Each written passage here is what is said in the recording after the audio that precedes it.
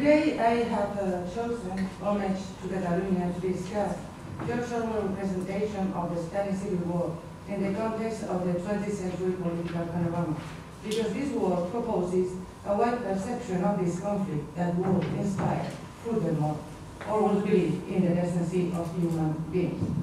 Although Orwell was not an historian and Homage to Catalonia is only a personal narrative, I will try to show in what extent it is an essential testimony for understanding the central political and social forces which played a role in the Civil War and how this conflict was more than a struggle between fascists, nationalists, and loyalists, republicans. This proposal is not really original, but its urgency stems from the fact that Spanish memory continues to reproduce an image of the Civil War as it was fought from two opposite and well-defined sides. War are processes which are difficult to explain and often equally difficult to understand. No war can be forgotten, no social bond can be cured completely, and this is even truer if we are speaking of a civil war, which traumas continue to be a subject of disagreement in the current Spanish political scenario. Even after the permanent approach José Luis Rodríguez Zapatero law of the historical memory, this episode continues to be a pretext for polarizing Spanish society if we consider the actual debates of the two main political parties. In this respect, the mythological representation of the Spanish Civil War is not only due to the historical obscurity imposed by Francisco Franco dictatorship, but also to the propagandistic image of the war that was popularized during the conflict and that has been reproduced up to now. As Orwell advised, the future historians will have nothing to go upon except a mass of accusation and party propaganda. According to Orwell's guided premonition, several generations of scholars have continued to consider the Civil War as a summary confrontation between Bolsheviks and nationalists, reinforcing the so-called mito de las dos Españas. El mito de las dos Españas, the myth of the two states, has nourished in the late 19th century the literature of Spanish intellectuals such as José Ortega y Gasset, who have imagined the existence of two polarized factions in society throughout Spanish history. On one hand, we can find the conservative and reactionary forces represented by the true Spanish values, looking to the past, and on the other, the progressive side characterized by cosmopolitan ideals, looking to the future. This representation seems to me not only reductionist and nostalgic, but also extremely dangerous as a model for regarding Spanish history, and in particular, the legacy of the Civil War.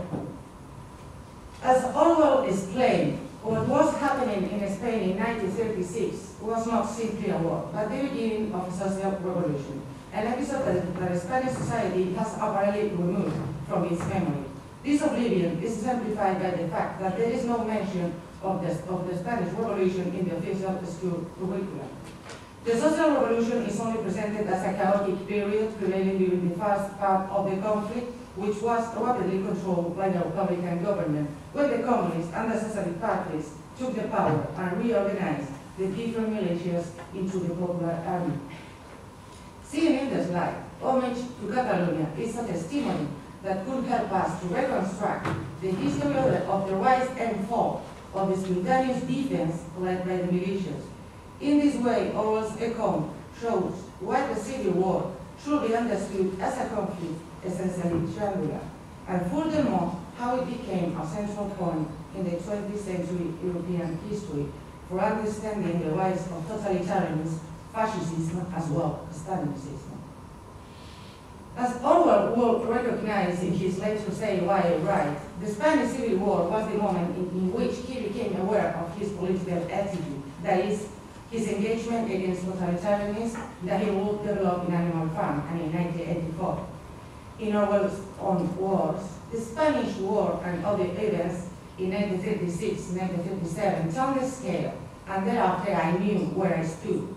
Every line of serious work that I have written since 1936 has been written directly or indirectly against totalitarianism and for democratic socialism as I understand it.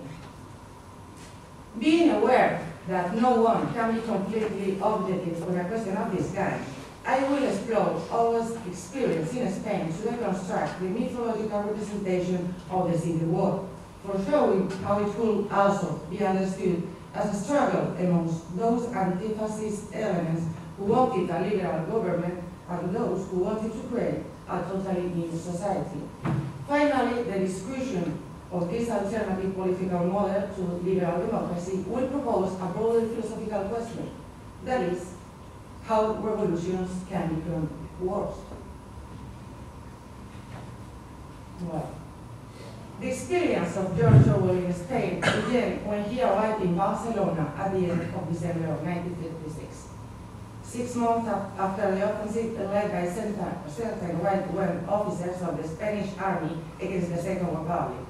When the coup d'etat was declared, the Spanish Republic government remained completely paralyzed. And the first reaction was due to the population, including women and children who took up in arms against the rebels in the main cities of Spain. In the home front, and in particular in the city of Barcelona, anarchists and socialist workers collectivized factories and industries. The spontaneous reaction of the civilians against the troops, led by Francisco Franco, vindicated more than a decade of the Second Republic, a new revolutionary order alternative to capitalism, as Orwell said. The fact is that the Spanish working class did not resist Franco in the name of democracy and the status quo. The resistance was accompanied by a definitive revolutionary outbreak.